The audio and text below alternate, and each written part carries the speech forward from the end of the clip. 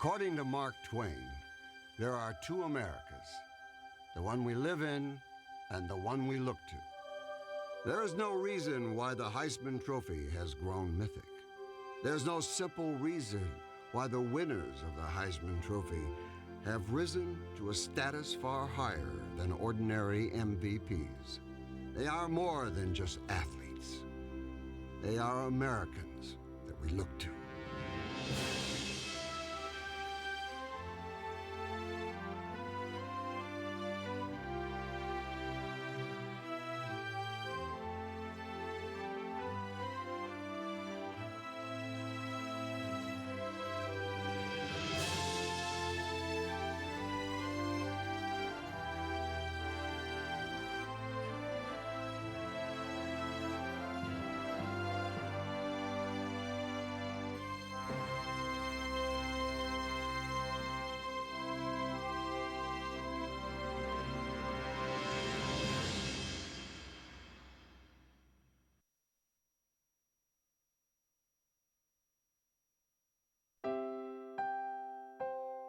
He said the same words every year on the first day of preseason. He'd gather his team together and hold a football up in the air. "What is this?" John Heisman would ask, holding the ball aloft. "It is a prolate spheroid, an elongated sphere in which the outer leather casing is drawn tightly over a somewhat smaller rubber tubing. Better to have died as a small boy than to fumble this football."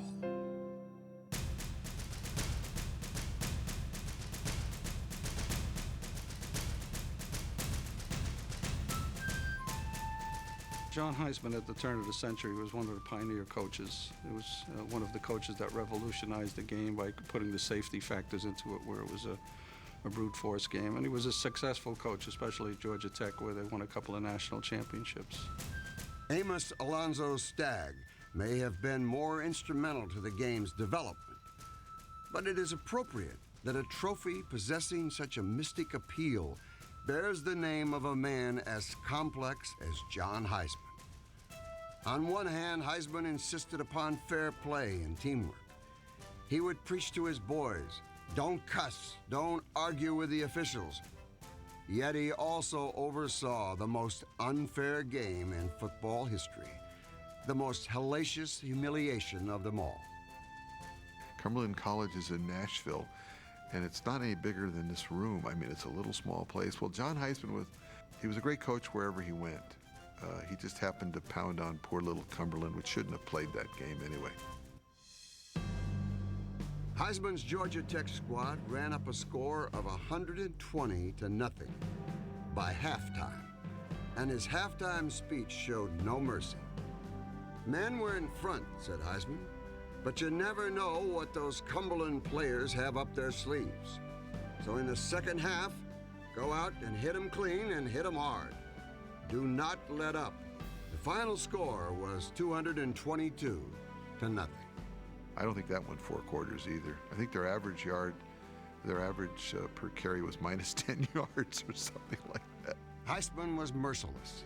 Yet he also invented the center snap for the sole purpose of making the game safer and more organized at the line of scrimmage. It is fitting that this man of infinite contradictions objected to the creation of the trophy named for himself.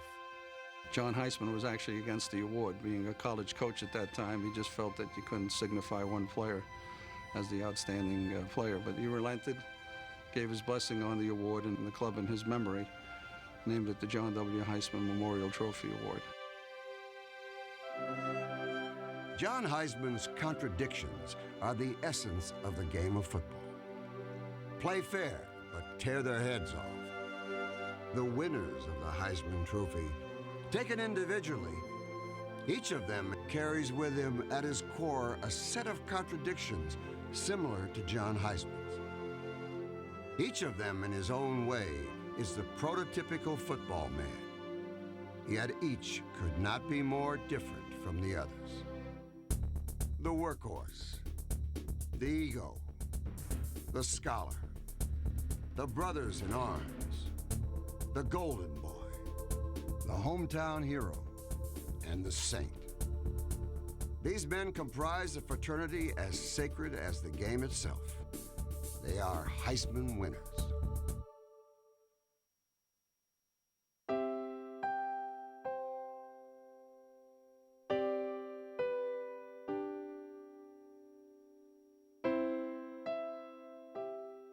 I guess Ernie was that type of person.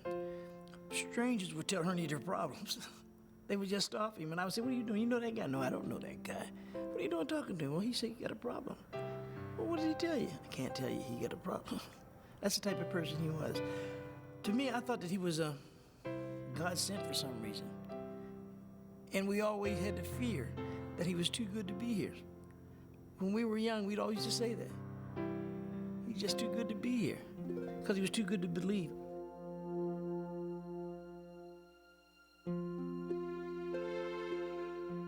Ernest R. Davis was born in 1939. He grew up in Elmira, New York, and before he was 10 years old, the town began to whisper about the incredible boy growing in their midst. In one of his first games, Ernie had an easy opportunity to sack the opposing quarterback. Instead of knocking him to the ground, Ernie simply picked him up in the air, holding him aloft until the whistle blew. Ernie was much larger than most of the kids we played with, and it was like he was so dominant. He did what he wanted, when he wanted, anytime he wanted. That's how powerful he was. He was a gentle giant and gifted, very gifted. Terribly concerned about other folk. Well, now you know, all mothers think their child is special, but I thought he was just to me, he was just an average, caring young man. Upstate New York had never seen an athlete like Ernie Davis. As an all-state basketball player, Davis's teams won 52 straight games, setting a state record. As a running back, there was simply no way for a high school defense to stop him. But the recruiter who captured Davis's heart was none other than Jim Brown, who summoned Davis personally for a visit. I felt that he could make a major difference at Syracuse and that he had the talent to do anything he wanted to do. And I felt the ground had been broken so he wouldn't have to go through the same things I went through up there. But Ernie went to meet him and came back from Syracuse and told us about Jim Brown. And the way he talked about Jim Brown, we knew that at that time Ernie was going to Syracuse, because Jim Brown had made a terrible impression on him. Brown, who had just graduated, asked Davis to wear his own number 44. Davis was overwhelmed.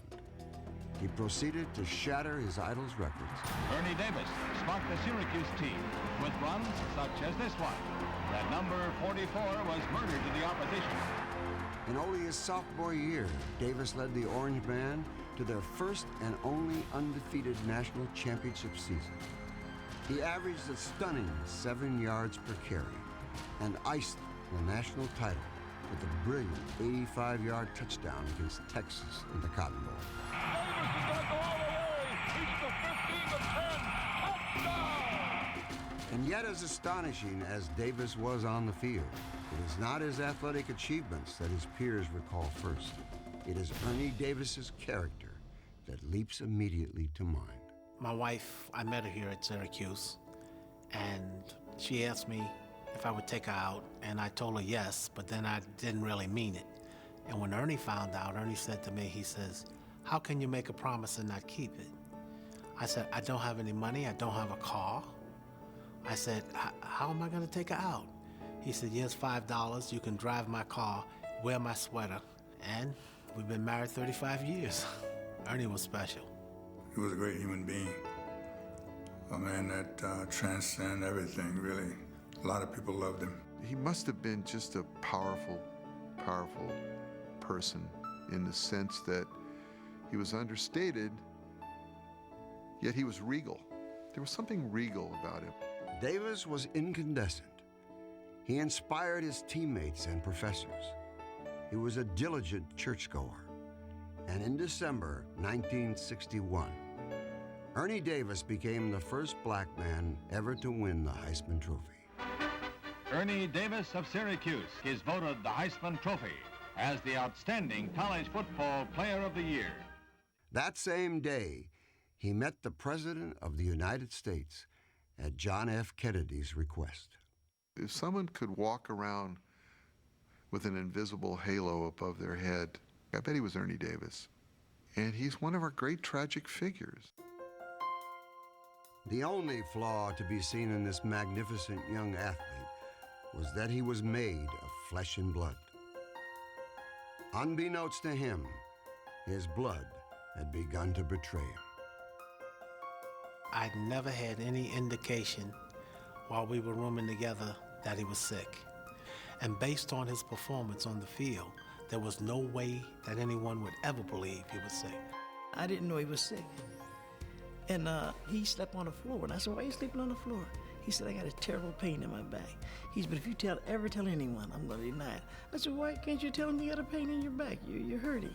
He said, no. He said, I'm not supposed to hurt. I said, you are. You're human. He said, no, I'm not supposed to hurt. He said, so I won't ever tell anyone. Ernie Davis had contracted acute monocytic leukemia, the most severe form of the deadly disease. His nose would be bleeding. He just put some cotton up to cover it up and never complained about anything. And he knew, I guess he was going to die real soon. We drove up to Cleveland Hospital. There were about 4 of us coaches, Pirro and Bell and Schwartzy and myself. We went into the hospital. We couldn't believe it. I mean, it was unbelievable to see him like that. Davis was predictably upbeat in front of his teammates and coaches.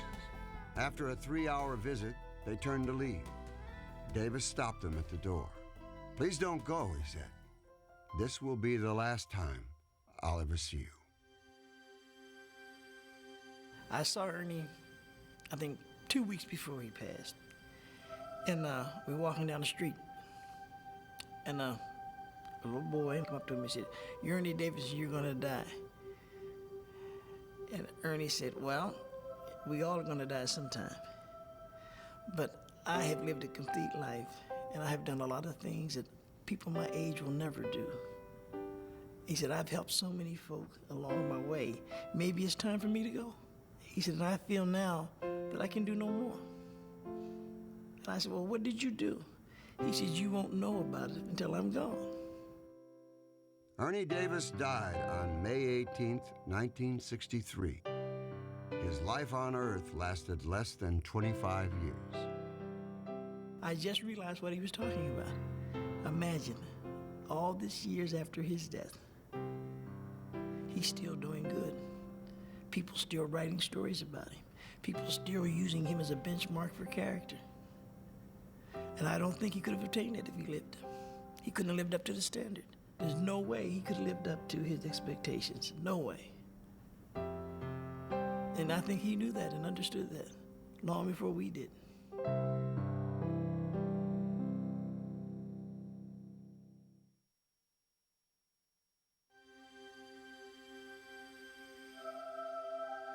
Well, I think the mention of Archie Griffin's name is almost one of reverence to most people that follow Ohio State football very closely. He was just a remarkably gifted little football player. I say little, he was little. He's possibly 5'9", and that might be stretching it a little bit. We look up to Archie, and we look down at Archie because he's a little shorter than we are.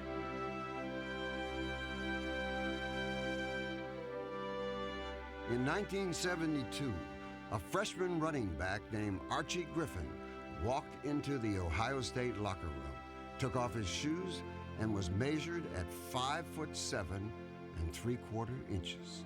His feet went on to record 2 other notable achievements. First, they ran all the way to 2 Heisman trophies, the only man ever to win it twice. And the next thing his feet did might have been even more impressive. They stayed put. What's great about Archie Griffin is that he's still at Ohio State.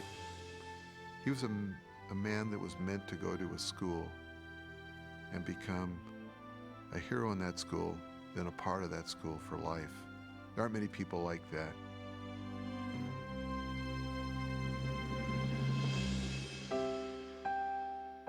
He was born at the Ohio State University Hospital, of course, And even then, he was small. He resolved to get bigger. He bench-pressed cardboard boxes filled with dirt, tied to the ends of a broomstick. In the recruiting process, there were a lot of people who told me that, maybe I was too small to go to Ohio State and that I should go to a school where guys were more or less my size and that I'd get a pretty good opportunity to play. Well, being an athlete, I felt I knew my abilities better than anyone, so I took it as a challenge to attend Ohio State. The head coach of Ohio State at the time was the great and powerful Wayne Woodrow Woody Hayes. Griffin had heard rumors that the coach was racially prejudiced. Griffin was assured by black alumni that Hayes was tough but fair. Nonetheless, when Griffin's freshman season began, he rode the far end of the bench. Coach Hayes used to always tell us coaches or even players that if you really believe in something, if you believe hard enough in something, you got to pound the table. And I understand that Rudy Hubbard, my backfield coach, pounded the table for me. And that gave me the opportunity to get into the game. Ohio State's second game of the year was a home game against North Carolina. Midway through the first quarter, Hubbard pleaded with Hayes over the coaching phones to put Griffin into the game. Hayes relented. Griffin posted nothing less than the most memorable debut in Big Ten history. He ran for 239 yards, smashing Ohio State's single-game rushing record. I prayed the night before the game to get into the game, and I got into the game. So it was a miracle in my life. The entire state of Ohio immediately fell for Archie Griffin.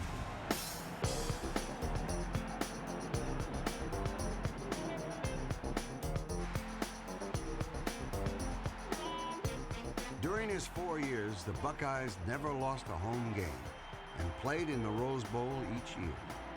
Even the imperious Hayes grew a soft spot for Griffin. Woody absolutely worshipped Archie Griffin. Woody could raise all kinds of living thunder, and did, with probably 99% of his other players, but I don't think I ever heard him really rant and rave and get upset with Archie. Hayes would later quote Duke Ellington. "If you want your music to come out just right, you gotta use both your black keys and your white keys." Even though Griffin dominated the Heisman voting his junior year, he was overwhelmed when his name was called. That was very special for me, extremely emotional for me. Being a junior, to win it that year was very special. He returned for his senior season and played hurt most of the year. Nonetheless, his final campaign capped off an astonishing career as he became the first back in history to top 5,000 rushing yards. Given the modern penchant for leaving school early, Griffin's back-to-back Heisman Awards is a feat that may never be repeated. Look what he's gone on to do now. He had a decent pro career, and now he's associate athletic director at Ohio State, his alma mater, and he loves it, and I could see the day he'll be the athletic director. But very, very wonderful person. Archie does one thing that is characteristic of the great people. Archie pays back. I just like the idea that he's still at Ohio State. That he's not working for some steel company or, you know what I mean? Or he's a scout for the Philadelphia Eagles. He's at Ohio State. He is Ohio State. He's Mr. Ohio State. Sorry, Woody. He's Mr. Ohio State.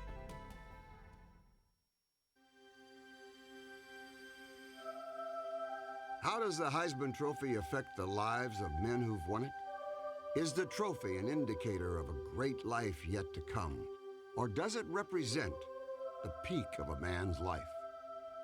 The lives of the first two Heisman winners, Jay Berwinger and Larry Kelly, provide a study in contrast.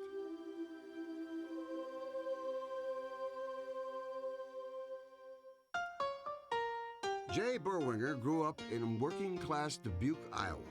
For Berwinger and many of his high school classmates, a college education represented an expensive, unattainable dream.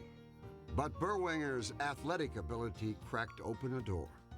I found out while I was in school there that if I had the grades and if I was an athlete, I could get a scholarship and get to get an education. Well, those were Depression days, and that was an important thing. And to think that he went to the University of Chicago, which might be harder to get into than Stanford. Almost half of the freshmen in Berwanger's class flunked out. Berwanger studied intently, maintaining a C average. He would tell a friend, "I worked like hell for those C's." At exactly the same time, in New Haven, Connecticut, the best player on a great Yale football team did not need to study at all. He had 140 IQ. He was the iconic Larry Kelly, and he was so good-looking that his classmates would literally stop and stare. Walking around campus, I think people would come up to him, and I think it sometimes embarrassed him, but I think sometimes it also made him feel very good that he was that well known. And before he turned 20, national sports writers were writing poems about him.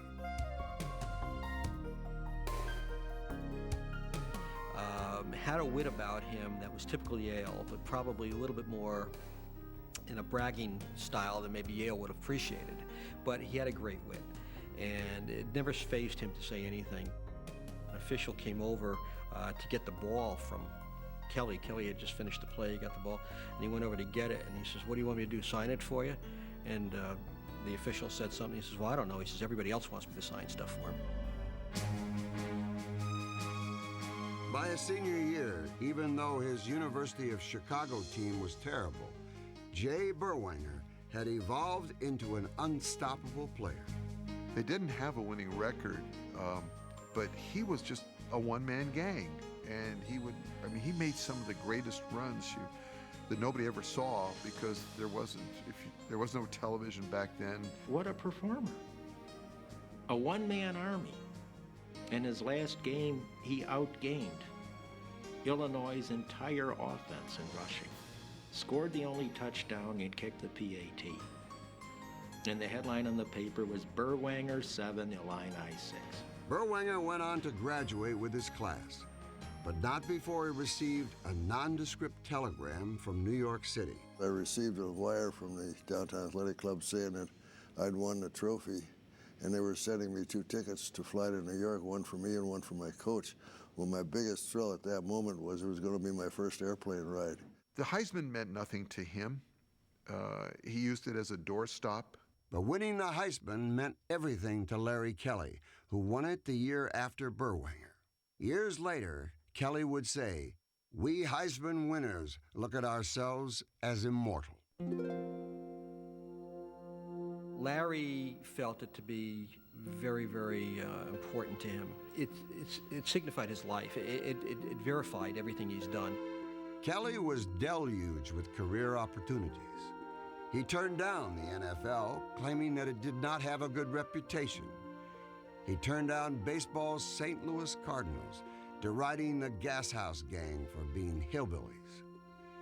Kelly even rejected an offer that seemed perfect for him, to act in a Hollywood movie. Later, he confessed his reason: fear. "I didn't think I could do it," he said. Instead, Larry Kelly returned to his cloistered prep school, Petty, to coach football and to teach.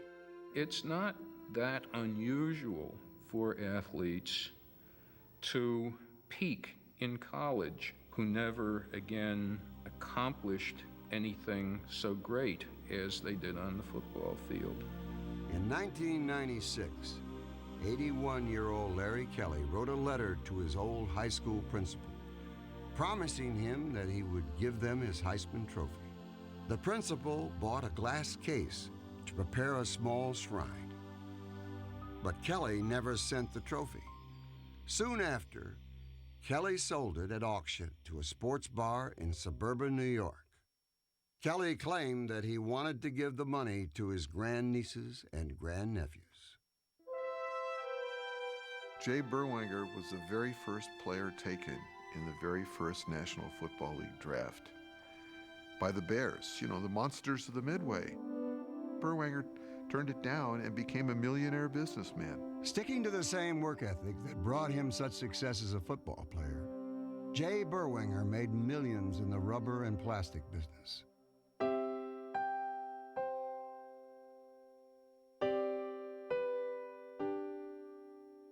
In July 2000, Larry Kelly's fourth wife walked down the steps to their basement and discovered that her husband had killed himself at the age of 85.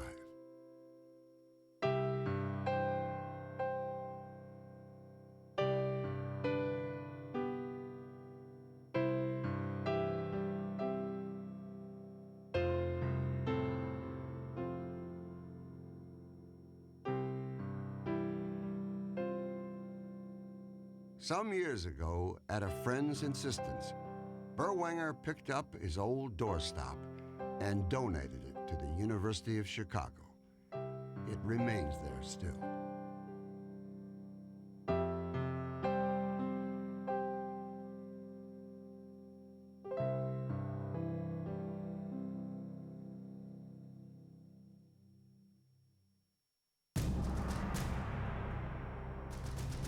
There is a special place in the annals of college football history for Army and its arch rival, the United States Naval Academy.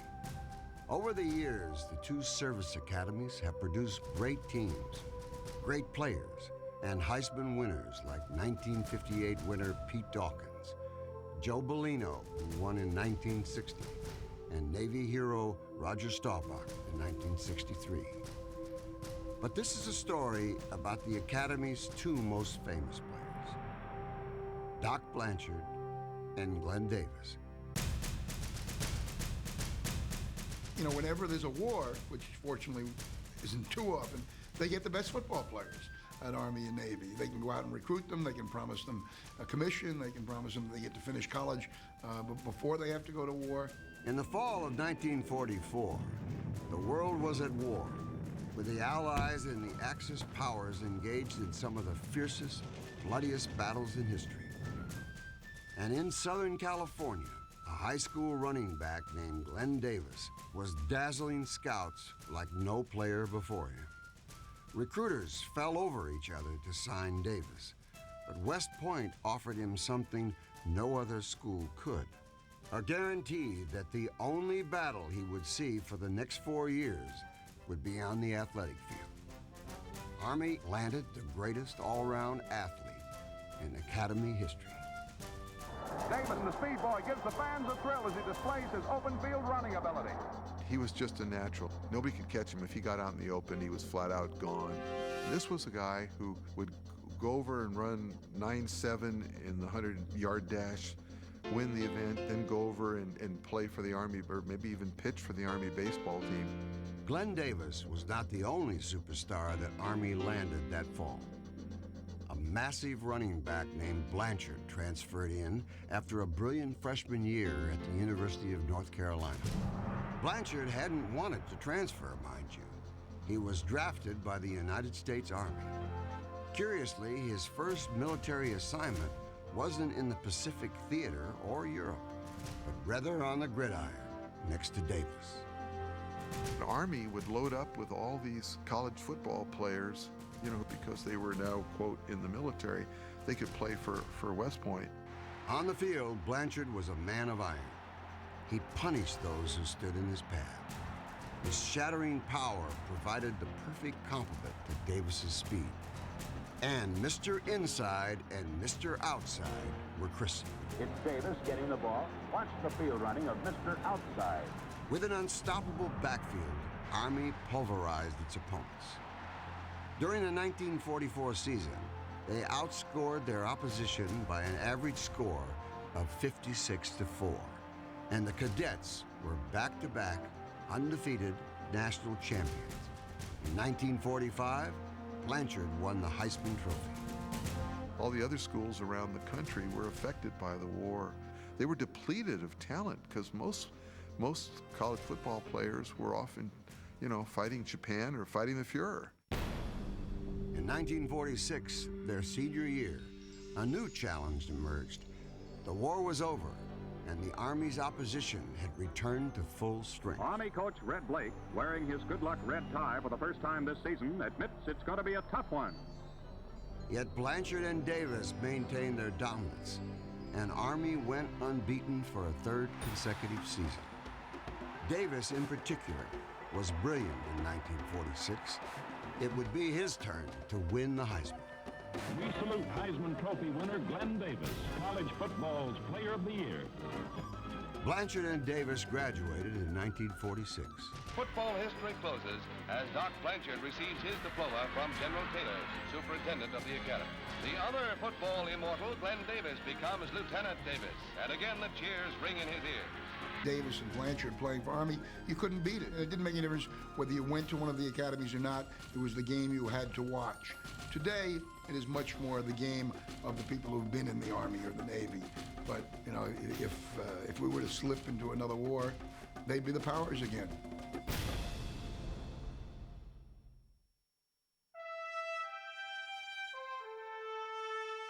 Some believe that the Notre Dame quarterback, no matter who he is an automatic favorite for the Heisman Trophy. After Heisman-winning seasons in the 1940s by Angelo Bertelli and Johnny Lujack, Notre Dame quarterbacks were anointed as Heisman favorites before they even took their first snaps of the season. In 1956, Notre Dame quarterback Paul Hornung won the Heisman Trophy in the most controversial vote in the trophy's history. Did he win because he was the most deserving? Was it because of the color of his skin? Or was it simply because of the color of his helmet, which is, after all, designed to catch the eye?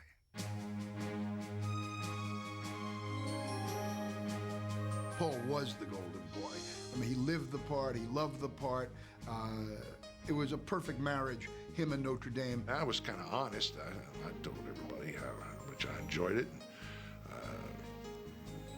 And that reputation grew. The golden boy kind of stuck. It was the perfect kind of a nickname for me, I guess, in those early years. Notre Dame didn't have women yet. It was an all-men's school. But St. Mary's, the Catholic school down the road, had a lot of women.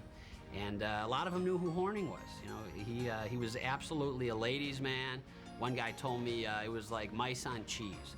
When Hornung first came to Notre Dame on a recruiting trip, two of the older players took him around before Hornung met Frank Leahy. And Hornung's first few questions, were where are the bars and where are the women? But Paul Hornung was even more impressive on the field than he was off. During his junior season, he led Notre Dame in almost every category, on offense and on defense. Purdue with the ball, and that's Mel Dillard carrying the pigskin. Only a fine tackle by Paul Hornung prevents Mel from going all the way. Paul was the last of the triple threats, the last man who could run and pass and catch passes and kick and do just about everything. Between the 10-yard line and the goal line, he was as good a football player as ever lived.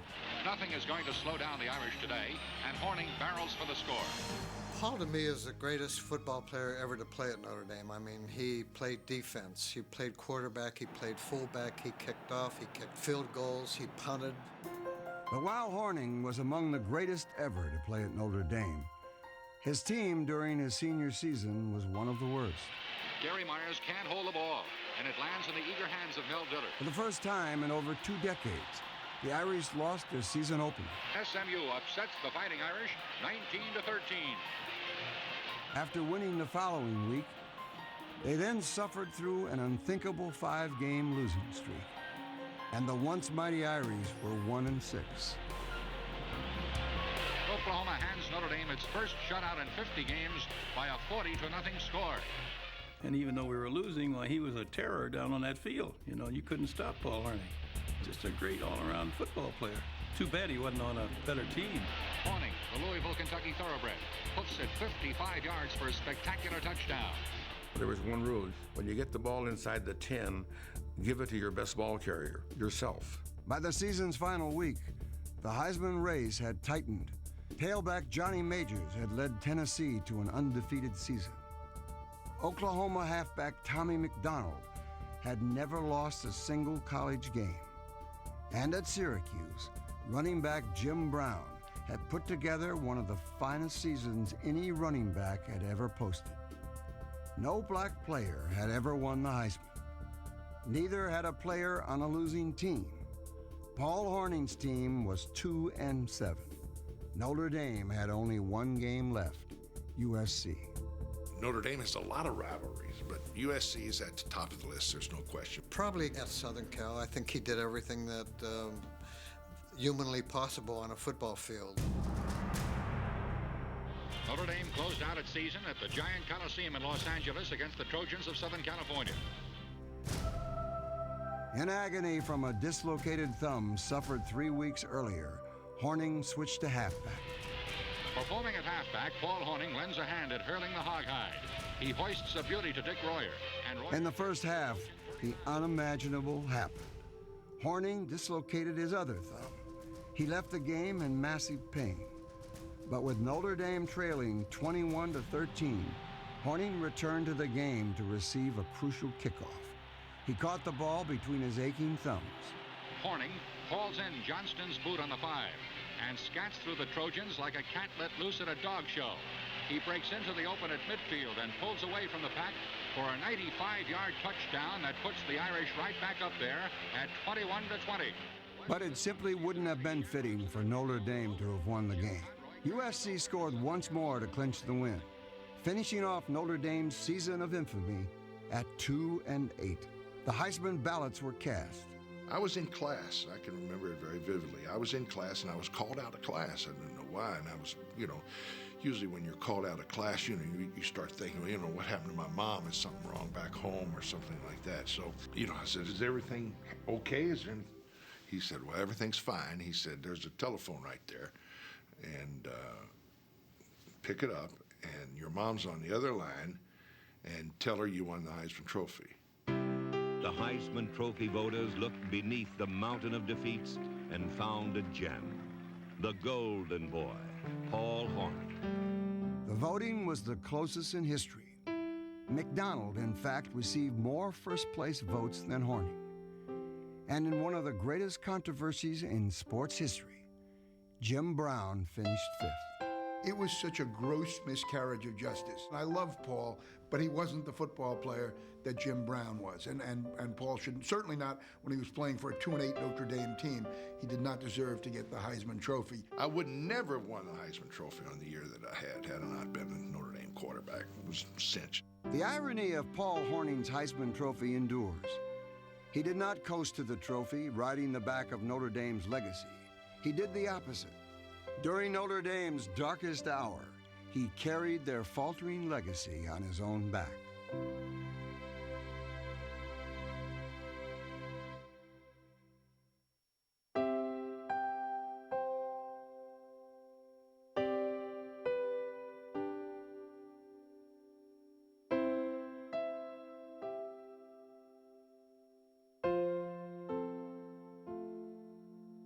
Al Kinnick was like the Renaissance man of college football. He went to law school. He was concerned about racial questions at a time when athletes didn't talk about that. I was given a book about 5 years ago. There's a book out of Kinnick's letters that were put together. And when you read the letters, his correspondences, you could see that this was like a potential presidential candidate down the road, if everything went the way it should go.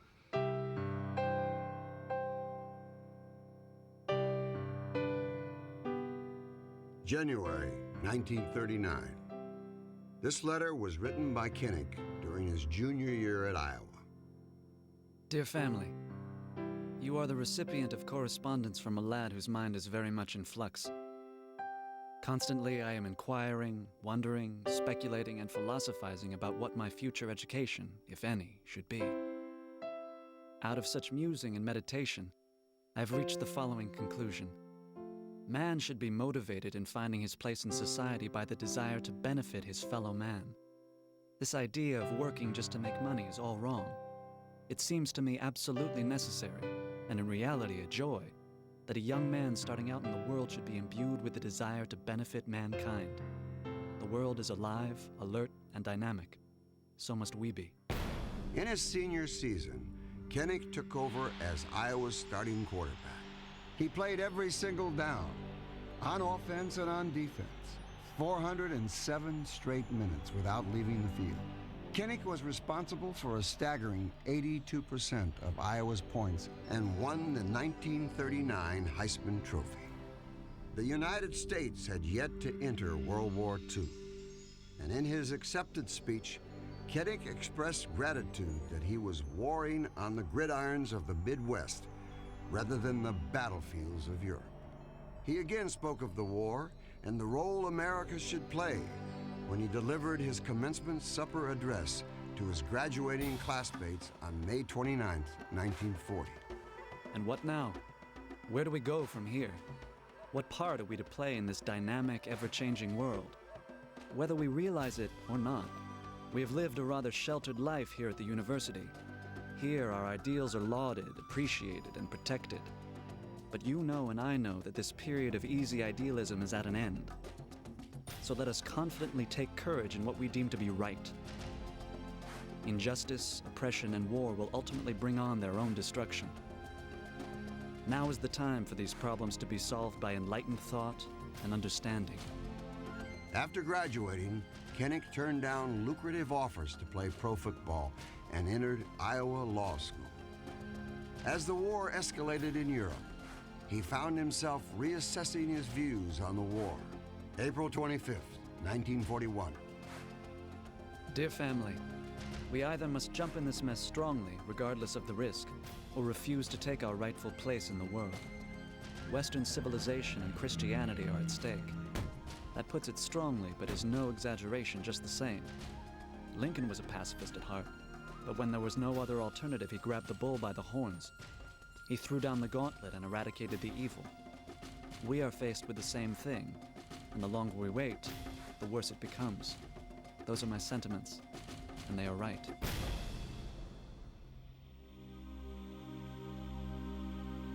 In September 1941, 3 months before Pearl Harbor, Kennick registered with the Navy Air Corps and began training as a fighter pilot. He trained in Pensacola and waited for the call to battle. Dear family, by the end of the week, I shall start primary formation flying. Just about the time I get the hang of it, something else will be scheduled. And so it goes, as we are hurried toward the sterner task ahead. Some of the boys may just be living day to day with a fatalism precluding plans for the future. Not I. My imagination goes beyond the war to those blessed days of peace which one day will come again. On April 24th, 1943, Kennick was about to ship out on the carrier USS Lexington. Dear family, this task which lies ahead is adventure as well as duty, and I am anxious to get at it.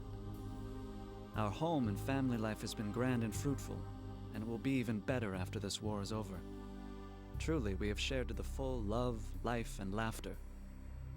Comforted in the knowledge that your thought and prayers go with us every minute, and sure that your faith and courage will never falter no matter the outcome. I bid you au revoir.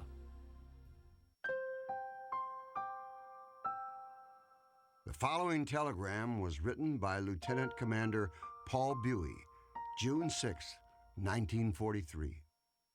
My dear Mr. and Mrs. Kennick, it is with deepest regret and sympathy that I inform you of the loss of your son Niall in an airplane crash on the 2nd of June, 1943. Niall was engaged in a practice flight that took off from the USS Lexington about 8:30 in the morning. His plane developed a serious oil leak about 10 minutes before he landed. Having lost all oil, the engine failed, forcing Niall to land in the water. His loss was a terrible blow to all of us, and a serious loss to the country he so ably served. According to eyewitnesses on the Lexington that morning, several sailors dashed out onto the runway just as Kennick's plane approached. Kennick veered away into the water rather than jeopardize the lives of his crewmates on the deck.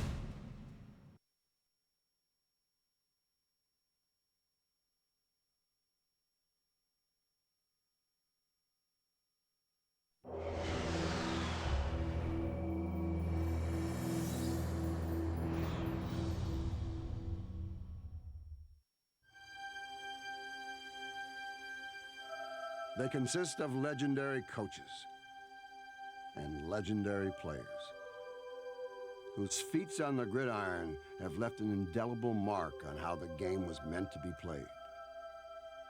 They are the yardsticks by which all others are measured. They are loved and hated, admired and exalted. They are what every program strives to be, and yet few will ever attain it. Their title is forever desired, seldom reached, and an achievement cherished. Rarely does greatness exist in a single entity, an entity that can only be created over time. Because of dynasties, we are able to remember who was great.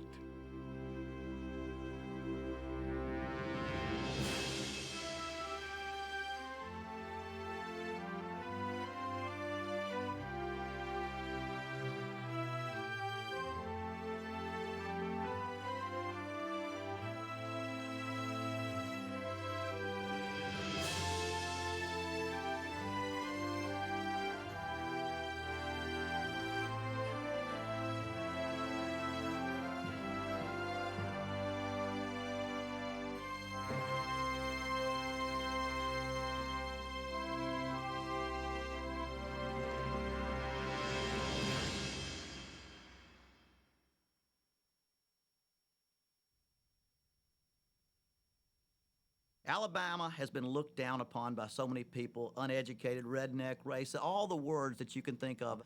But when Bear Bryant came along, the state of Alabama felt there's one thing that the rest of America doesn't look down at Alabama. We don't look up to anybody in college football. It's what we are good at, and it's what every single person in that state is proud of.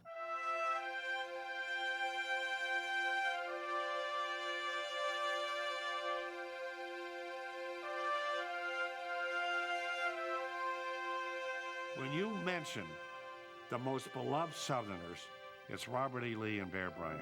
Jimmy Carter's third. I mean, that's how beloved he is. He's bigger than Jimmy Carter. A coach told me one time he would recruit the state of Alabama, and he would walk into a white family's home, and he would see a picture of Jesus Christ and John F. Kennedy and Bear Bryant. And he'd go into a black family's home, and it'd be a picture of Jesus Christ, Martin Luther King, and Bear Bryant. I mean, that's how much his influence went throughout the state.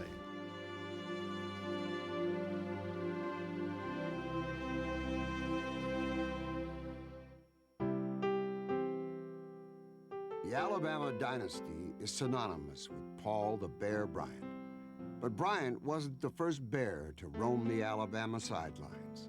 The players called him the Bear, not to his face, but Wallace Wade was a disciplinarian of the first order, and the players, if they saw him coming down the street, they would cross over and walk down the other sidewalk.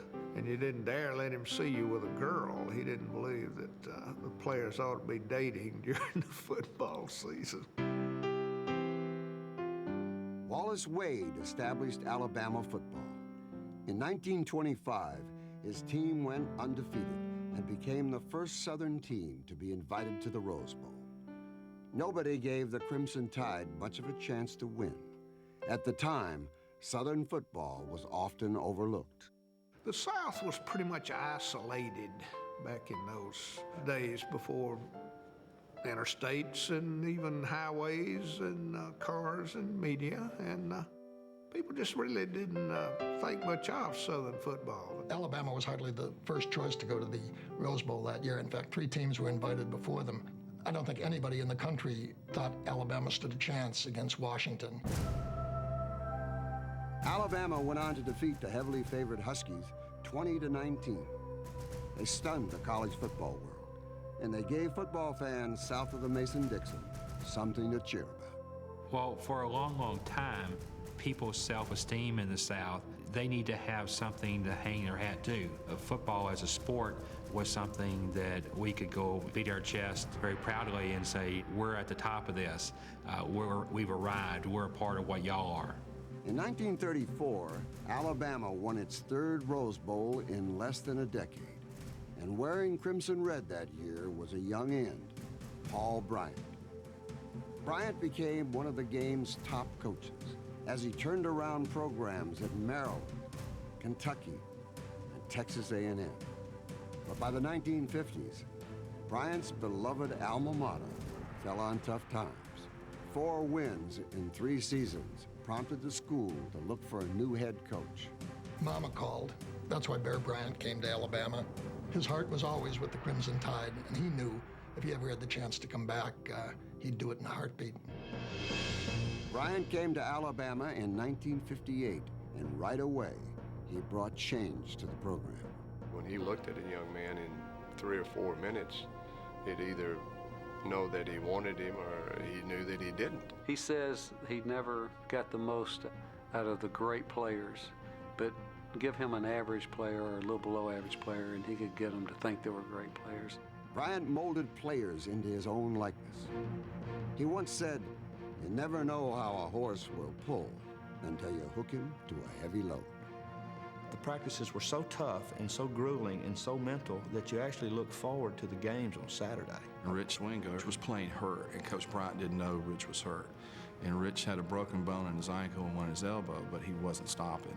And so Coach Bryant thought Rich wasn't hustling because we were doing a drill and everybody beat Rich back to the line, and so Coach Bryant said, "Do it over for Wingo."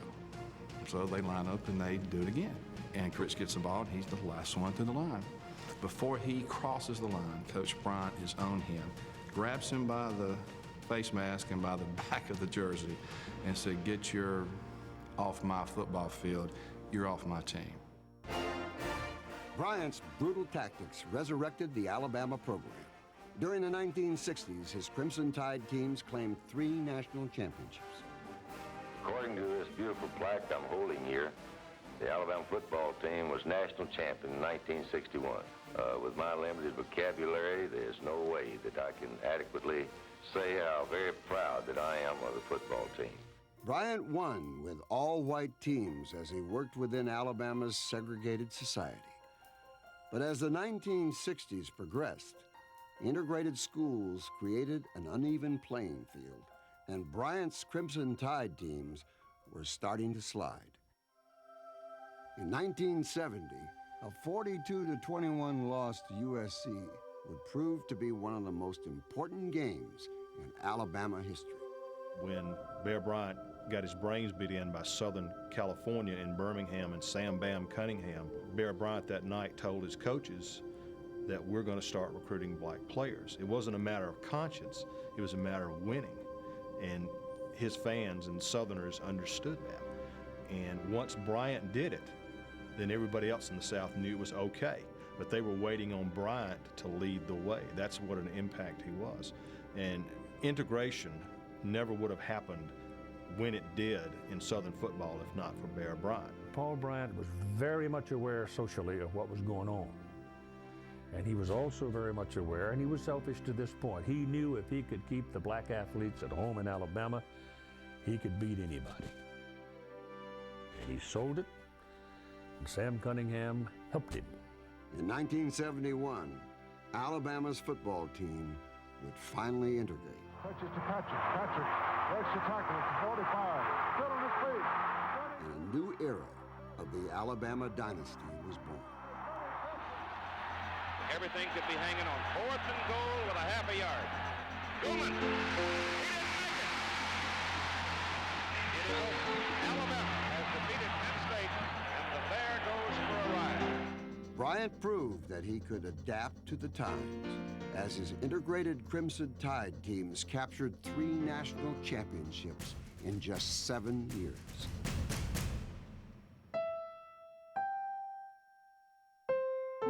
Bryant meant so much, and Alabama football meant so much to the people of the state because of the times we lived in. The state was ridiculed, and rightfully so, by the rest of the country for what was going on in civil rights.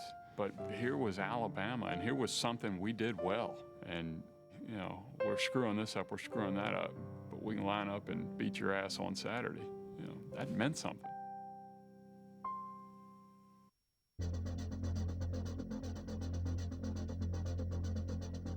One game, O.J. carried the ball about 35 times, and somebody says, "Isn't he carrying the ball too much?" And the great McKay line says, "Why? It only weighs 18 ounces."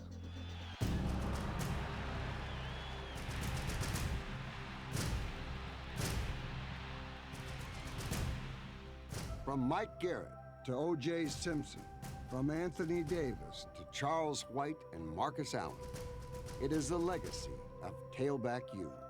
That's where the running backs go. That's the place that they want to make their mark. That's where they know they can go there, and they know they can run the ball 40 times a game. We took pride in being an offensive lineman at USC because we knew that you're going to get a chance to play and block for a Heisman Trophy, and I was able to do that. The USC running tradition started in 1925 under legendary coach Howard Jones. His teams were nicknamed the Thundering Herd as they ran opposing teams into submission.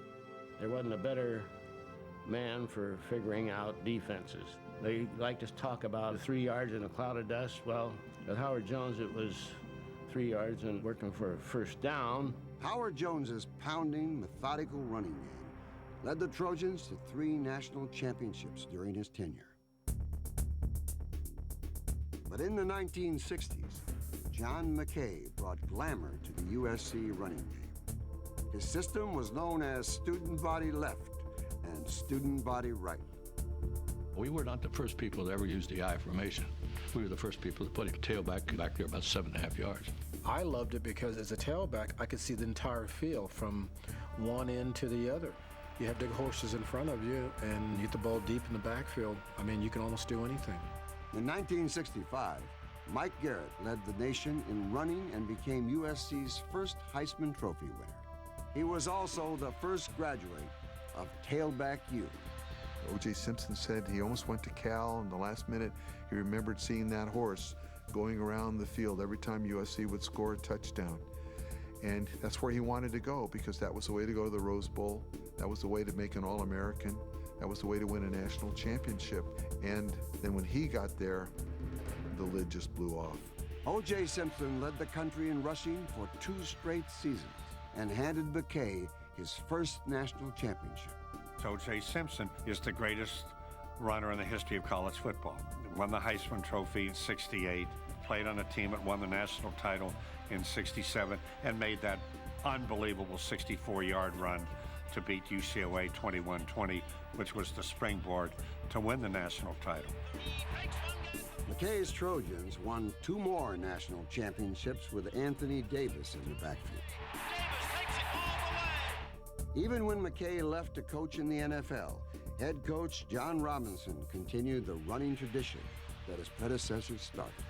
You know, I was smart enough to know that my best chance to succeed was to carry on the legend. That was our biggest selling point at USC was tradition. You can be a part of this. And I think each guy wanted to be like the guy that preceded him. Charles White led USC to a national championship in 1978, and he won the Heisman Trophy a year later. But Tailback U still had one more to showcase. Marcus Allen was a high school quarterback, and we recruited him as a defensive back. And they have a lobby in USC where they have the Heisman trophies, Mike Garrett's, O.J. Simpson's, and he was walking through there, and we were just coming from opposite direction. He said, "Hey, Coach, I can't win one of these trophies at DB, can I?" And I said, "I don't think so." He says, "Well, you better make me a tailback so I can win one of these."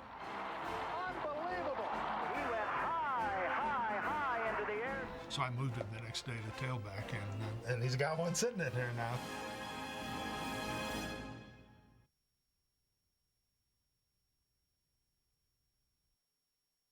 You know, you very often see coaches who have players who go on to become great coaches themselves, but rarely do you ever see a coach who has his thumbprint on 3 dynasties.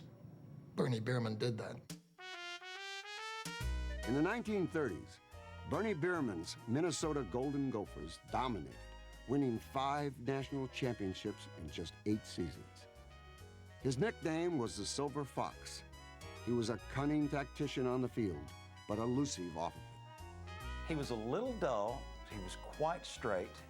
In fact, if he saw his players walking down the street, he was so distant, he would actually walk to the other side of the street to try to avoid them in a social situation. He just didn't deal with people very well.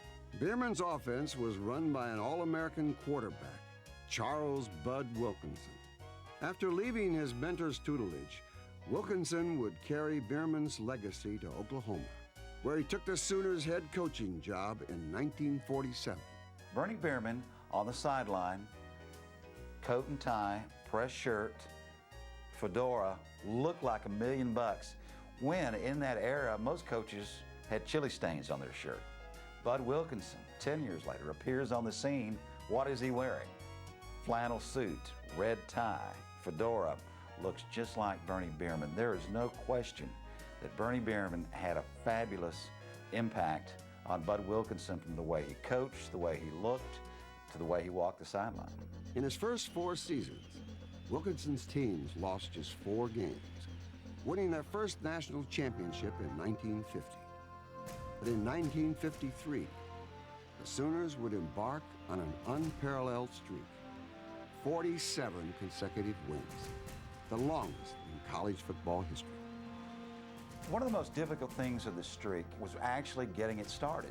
The 11th game of the streak was the second game of the 54 season, and here comes the TCU Horned Frogs. Late in the game, Oklahoma finally takes the lead, 21-16, and TCU is driving, and they're moving down the field and moving down the field and moving down the field. Johnny Crouch, one of their captains, catches a 21-yard touchdown pass. TCU wins. Johnny Crouch gets up, walks over to the official, and said, "I didn't catch it." They waved it off. Oklahoma wins. Otherwise, it's a loss. You have to be lucky and good to win 47 games in a row, but mostly good. The cupboard was never empty at Oklahoma. Bud kept reloading it and reloading it. I mean, his teams were always stacked with talent. In 1986, Barry Switzer was in a team meeting with his players at Oklahoma, and he had a reel of film. He said, "I'm going to show you guys what the old guys looked like back in the 50s. They were really slow." So he puts on the reel of film, turns out the light, starts the film. After about the 5th play, Barry turns to the projector and says, "It's running fast." They couldn't be that fast. They really were. Like Minnesota in the 1930s, Oklahoma owned the 1950s as they went on to win 3 national championships. But in 1957, the luck of the Irish would end Wilkinson's streak. It never rained on him. Home or away, it never rained on him. After the Notre Dame game, the public address announcer said, "Ladies and gentlemen, let's stand up and give a round of applause to Oklahoma for this fabulous 47-game winning streak." Well, everybody stood up and cheered, and they sat down and sat there for 30 minutes, and it started to rain.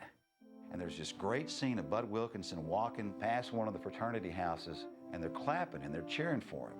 And he never looks up. He's got his hat down, he's got on his coat, and he's walking through the rain. Oklahoma's record streak of the mid-1950s was preceded by a 31-game win streak at the beginning of the decade. Instrumental in that stretch was a quarterback named Darrell Royal. He too would benefit from his former coach and use it to resurrect Texas football. All through my coaching career, I used things that I was taught by Coach Wilkinson.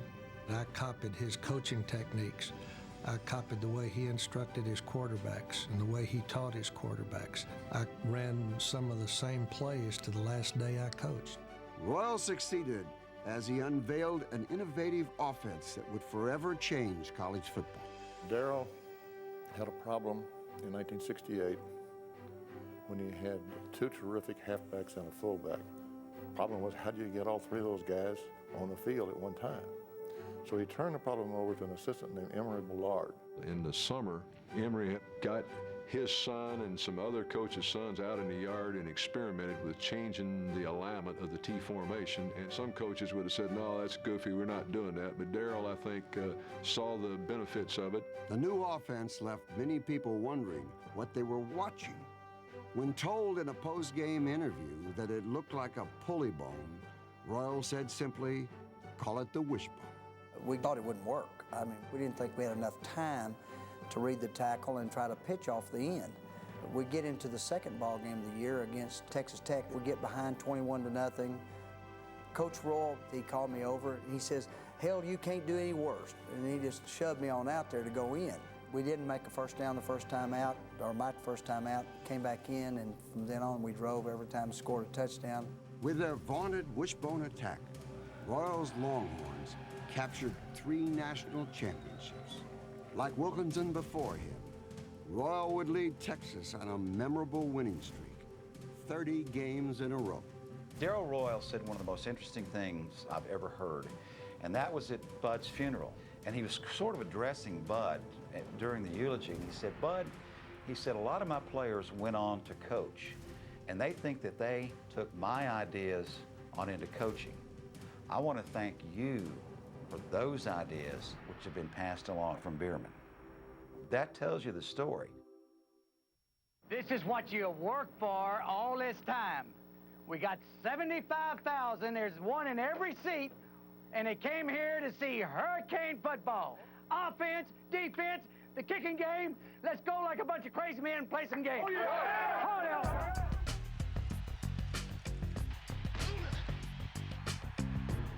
Miami was characterized by speed and power on the field and a joyful disregard for the rules of civilized society as we know it on the field and off the field.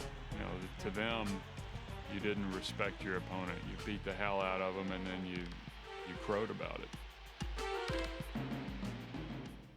In 1978, the Hurricanes football program was deteriorating and on the verge of dropping to Division I AA. All budgets were froze, so we would have to go down to the corner and put quarters in the payphones to make our recruiting calls. So I knew we had to do something really dramatic. Miami's football future seemed bleak at best, but head coach Howard Schnellenberger made crucial decisions that altered the direction of the program. In years past, they always went back up into Ohio, Pennsylvania, New Jersey, where they had come from to try to bring in players. And what they were doing, in essence, was bringing in the second best players. What he started to do was keep the players in Miami that were good players, and to keep kids in the state of Florida to go to the University of Miami. And then what he did was he really cut these guys loose and let them play. And maybe it wasn't the way everybody else wanted kids to play in terms of, you know, it was a kind of a bragging, kind of in-your-face style football. He did that, and those kids flourished there. Schnellenberger rebuilt the program, and in 1983, he would lead his underdog Hurricanes to the school's first ever national championship. 1 year later, the Jimmy Johnson era began. He built upon the success Schnellenberger started and took Miami's swagger to another level. Well, with our players, with the attitude of our guys, they weren't going to be intimidated by anybody. I remember Michael when he was a freshman. One of my coaches came over from the dining hall and said, hey, we had a big fight at the dining hall. I said, oh, no. I said, who was it? He said, oh, this freshman wide receiver. We've got Michael Irvin and, senior offensive guard. I said, well, that's a mismatch. They said, Coach, it wasn't a mismatch. Michael just beat the hell out of the guy. Football is intimidation. That's football. People are like, man, they ain't right. You take that away, you take away the identity, you take away what makes people, at least what they think, make them great. Miami got into their opponent's head.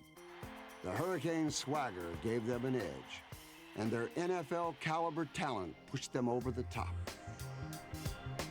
We went in to the University of Oklahoma, and old Jerome Brown and all of our guys saw Oklahoma walk onto the field, and they were saying, hey, fresh meat. Here comes some fresh meat.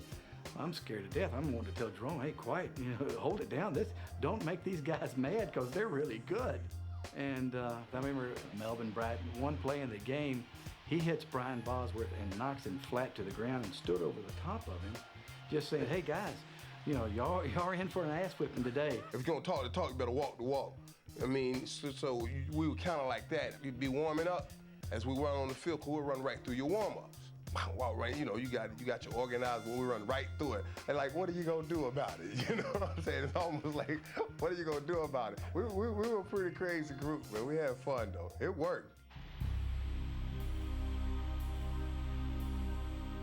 Miami won 4 national championships in less than a decade. But off the field, their brazen reputation was starting to catch up with them.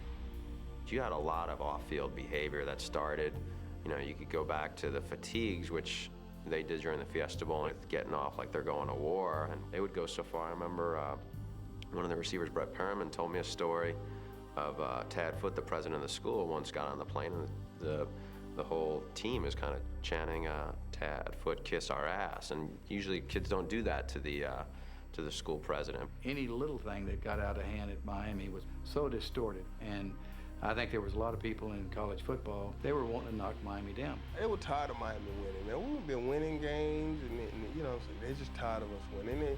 They're tired of us winning the way we want. I don't know. They come up, man, they come up with some of everything. When you saw the Miami guys strutting out there, you know, that cockiness, that air of confidence, the dance, the routine, the moves, and all that, they were ready to play. And I don't know that it's a bad thing in college football for there to be a little individuality like that, be it from a player or from a team. And I don't know that it would work for Penn State, but it certainly worked for Miami. In the 1990s, a culmination of scandals, incidents, and national headlines ended one of the most abrupt and tumultuous dynasties in the history of college football.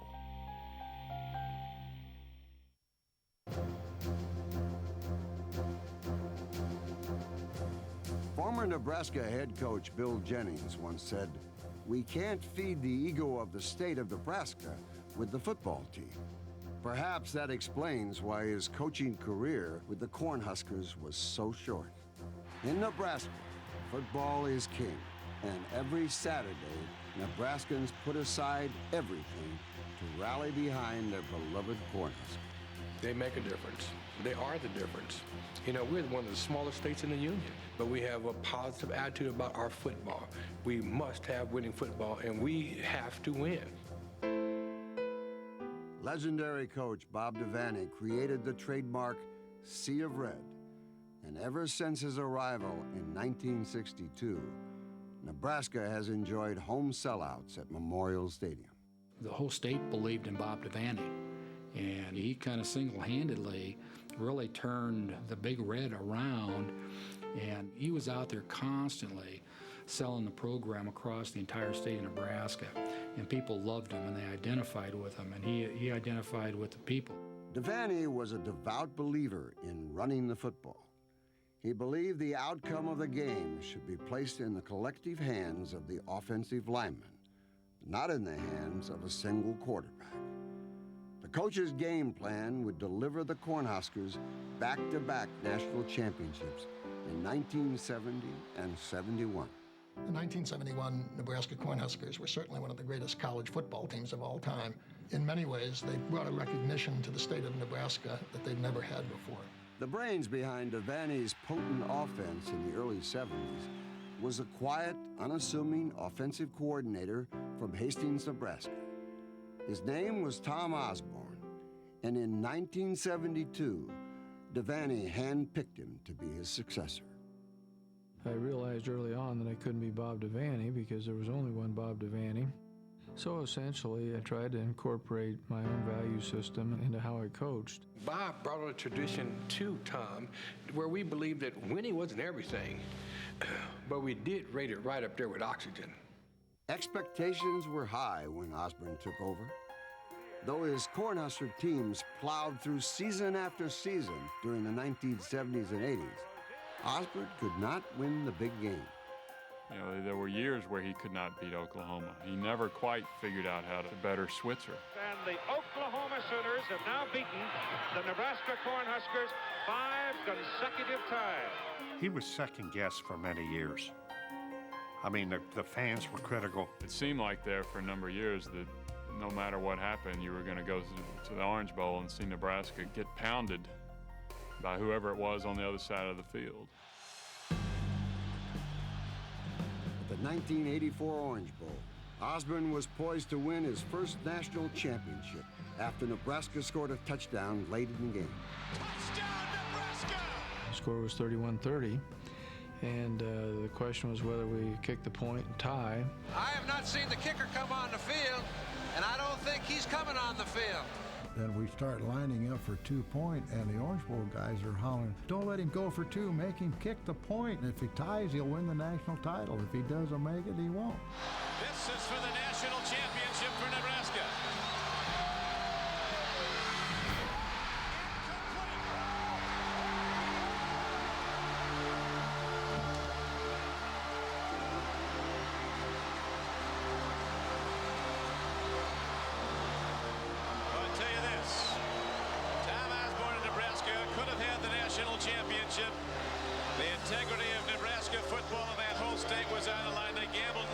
We planned to go for the win. Nobody ever talked about a tie. And I really don't think that even if we had kicked the point, won the national championship, I think our players would have, they would have liked to wear their rings, but I don't think they would have felt good about it. If you're a player at Nebraska, you're not going for a tie. You go to win, always to win. Not the stinking tie. Who wants a stinking tie? The Cornhuskers' late season failures continued to haunt Osborne. The Huskers with a 2nd and 10. Frazier, whoa! And throw, it's going to be recovered and taken in. Touchdown, Florida State. From 1987 to 1993, Nebraska would lose 7 straight bowl games. You go down to Miami or down to Florida State, we just couldn't compete because we had linebackers at 265 pounds, 50 pounds who could stop the run as good as anybody. And, we started changing the way they recruited, and we copied what Miami was doing.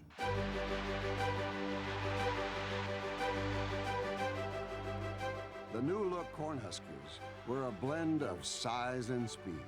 In 1995, they would once again play the Miami Hurricanes for the national championship on the same field they had lost so many times before. Jones to the 15. Jones for the touchdown. And the Hurricane warnings are up. What did he tell us yesterday? He said, if I don't win this national championship, they'll probably put it on my tombstone. Being chased, and that'll be a safety. And now Nebraska has some much-needed momentum.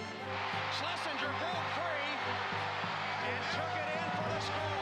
The Nebraska team has owned the 4th quarter. Smile time. Tom Osborne finally has his national championship. For 22 years, he labored and waited, and now the moment is his.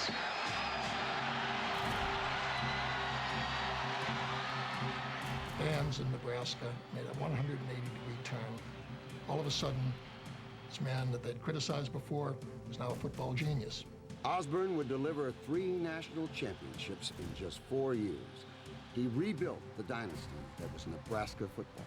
And you got a sense with Osborne that he knew what he was doing, he knew where he wanted to go, and he was just going to outlast anything that tried to stop him. And I think part of that, they say, is part of the Nebraska personality, that we're going to get through this. And you can't really rile a farmer. They've seen too many things happen.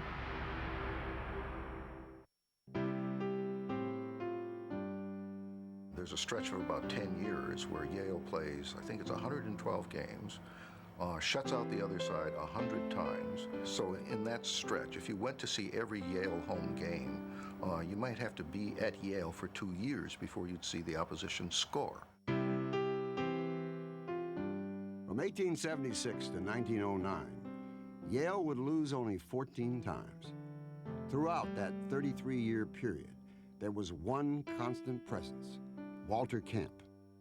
The New Haven native played for his hometown college and dedicated his life to the betterment of the sport. Walter Camp was the first great innovator in the game of college football. When he was at Yale, the game was pretty much a rugby-type game, but he devised all kinds of new rules, brought in the idea of first downs, tackling below the waist, line of scrimmage. He knew that these changes would increase the popularity of the sport, not to mention improve his team's chances of winning. Camp was a visionary, as well as a master of time discipline and efficiency. These traits were invaluable, as most opponents of the day were less prepared and poorly trained. It's not a coincidence that Camp, when he's not coaching, works as a supervisor in a clock factory. It's about time, about the use of time, a lesson that Americans are learning how important and valuable time is as the nation becomes increasingly industrialized. Camp's obligations at the clock factory often conflicted with his ability to run practices. He was so consumed with fielding championship-caliber teams that it would literally become a family affair. His wife is quite a piece of work. She was actually his assistant coach. And she came down each day to practice, and she would make notes, go home, sit down with Walter that night with some of the players, go over everything, and then the next day she'd come back with his ideas for the following day, and they'd go through practice, and she actually ran the practice. So she actually became the first woman coach, and Walter couldn't have been what he was without her. With Alice at his side, Yale became the national team as they captured 11 championships. Yale dominated the era, but Yale's legacy is much more than championships. So many college football programs can trace their roots directly back to Yale. You know, Alonzo Stagg, he went out to Chicago, Howard Jones out to USC, and some of Yale's alumni actually introduced football to some universities for the first time.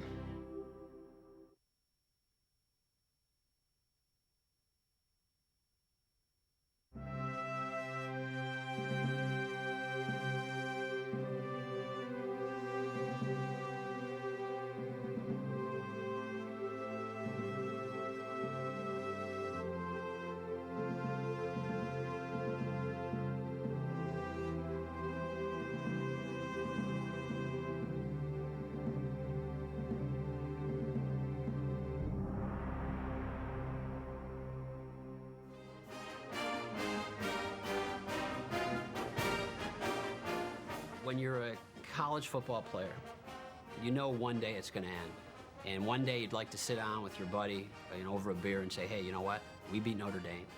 We beat the best. We beat the most historic. And I had always thought, what would it be like to be an opposing quarterback? Getting up under the center at the 5-yard line, looking up at that Notre Dame defense, and then looking a little bit higher, and all of a sudden there was touchdown Jesus. You had to think to yourself, there's no way we can win here. Notre Dame is a national icon. Perhaps no team is as revered, renowned, and hated as the Irish. It's like beating the Yankees. Everybody loves to beat the Yankees. The opponents desperately want to beat you more than their biggest rival interconference or something. Didn't matter who we played, that team was going to be ready to play, and we had to play it really at our best because everybody wanted to beat Notre Dame so badly. Everybody guns for Notre Dame. And that's really a testament to how good Notre Dame was during the glory years. Everybody was after them, and they won anyway. Don't forget, man, today's the day we're gonna win. They can't lick it, and that's out of the goal. The first whistle, let a man go in there and fight, fight, fight, fight, fight. Knute Rockne is the father of the Notre Dame dynasty. In the golden era of sports, his teams were legendary, made famous by beating the best competition in the country. But Rockne was more than just a great football coach. He was a visionary. He scheduled road games in Los Angeles, Chicago, New York, Philadelphia, Baltimore. And this created the Subway alumni. These are the millions of Notre Dame fans around the country who never attended the school. And during the 1920s, a lot of those Subway alumni were poor, they were Irish, they were Catholic, and while they struggled with prejudice, they took tremendous pride in Notre Dame's success on the football field. He made people who had no interest in college football care about college football. As somebody once wrote, Notre Dame's address is South Bend, Indiana. Its campus is the United States of America.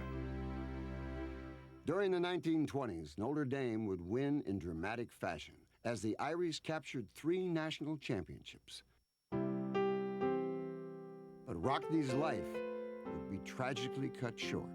In 1931, the father of Notre Dame football died in a plane crash. He was only 43.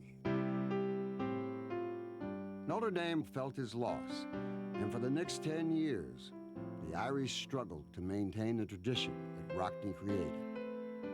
But another chapter began in 1942, when Notre Dame named Frank Leahy as their new head coach.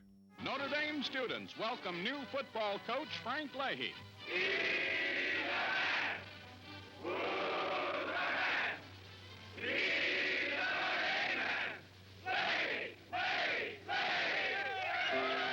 Leahy was a fanatic. His desire was for Notre Dame to go 10 years without losing a game. And he was serious. He was a fundamentalist, and everything he did to perfection. And he expected his team to do it to perfection. During Saturdays, he just became such a worrywart. that sometimes he had to be calmed down at halftime in the locker room. He almost died in the middle of a football game playing Georgia Tech, I think it was. We had to leave the field in an ambulance and take him to the hospital. He was always pushing the balloon. That's why he was so good. Leahy played quarterback at Notre Dame under Newt Rockne. Like his former coach, he believed that games were won during practice, not on Saturday. Notre Dame players, and I've interviewed many of that era, say over and over again, the toughest games they ever played were in practice. They were so tough, and Leahy was merciless. Johnny Latner once asked him at a team meeting, he said, "Coach, why do we have to practice that play 1,000 times?" He said, "Jonathan, because 999 times aren't enough." He was very sarcastic, and he would make you feel very small and make you feel to the point where, hey, I'll prove to him that I can do it. And that was kind of a motivating factor that he would use in his sarcasm. Like he used to say to me all the time, "Oh, John Latner, you should be in the Navy. You know, you're a cruiser." You know, cruiser? I thought at least I'd be a battleship, but not a cruiser. During his career at Notre Dame, Leahy would produce 4 Heisman Trophy winners, 6 undefeated seasons, and 4 national championships. But after the 1953 season, Leahy was burnt out and would step down as head coach.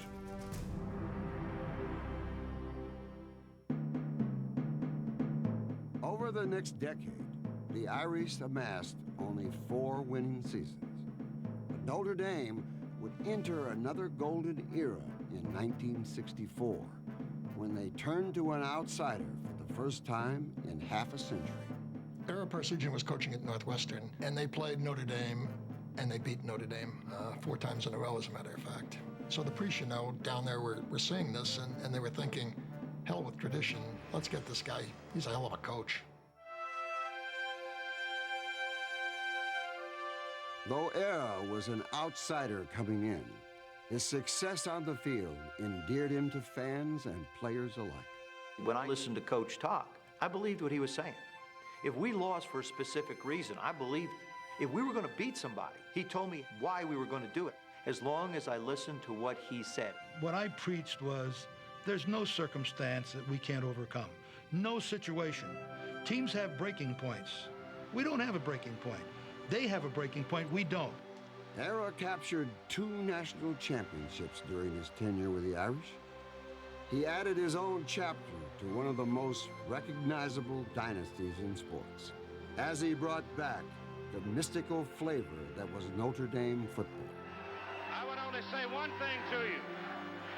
Just remember that you're a symbol of what college football is. This kind of spirit, if we could only pack it up and save it, right?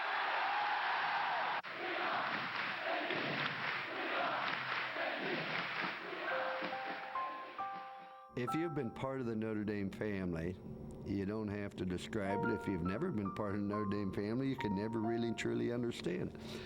But you don't go to Notre Dame to learn to do something. You go to Notre Dame to learn to be somebody. It's family. I didn't really choose Notre Dame. I believe Notre Dame chose me. It always has, it always will have a very special sound to it and a very special feel to it. That's what separates, I think, the University of Notre Dame from every place else. It really doesn't matter if you love Notre Dame or if you hate Notre Dame. You can feel the tradition. You can feel the ghosts of Rockne and Leahy. You can envision Joe Montana throwing passes on the run. You just have to love college football. Anybody who loves college football will tell you the same thing. Notre Dame is very, very special.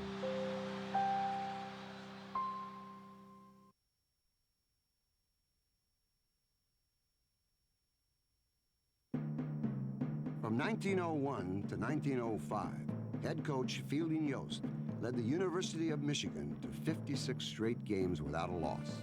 His revolutionary no-huddle offense earned the Wolverines the nickname the point-a-minute teams. Between 1901 and 1905, Michigan outscored its opponents 2,800 points to 40.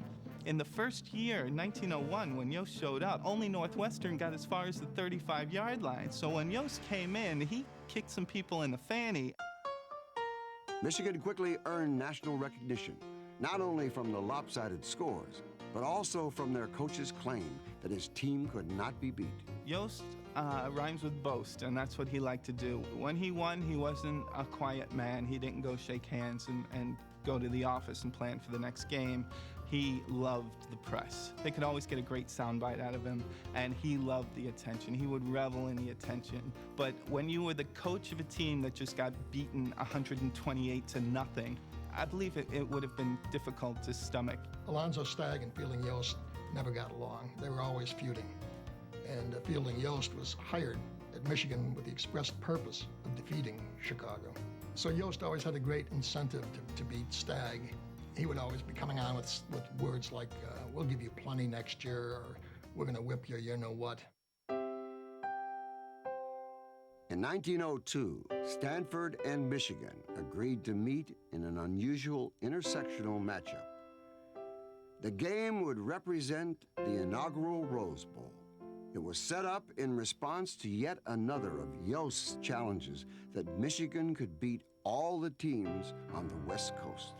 The Wolverines would back their coach's words, whipping Stanford 49-0. If you were to look up the word arrogance in the dictionary, Fielding Yost's picture would be right up there next to it. I mean, he was one cocky son of a bitch.